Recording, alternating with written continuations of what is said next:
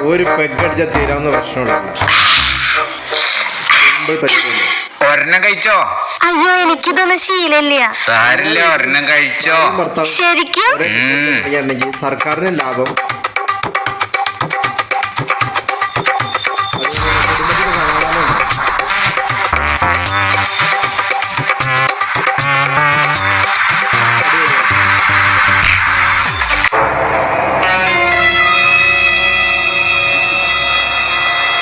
ഇതാ മാറി. ഞാനേ വീട്ടിലെ മഹാറാണി. അപ്പൊ ഡാൻസ് കളി പറ്റില്ലതാ. കളിക്കടാ. മാലിനിയുടെ തീരങ്ങൾ തഴുകി വരും പനിനീർ കാറ്റേ.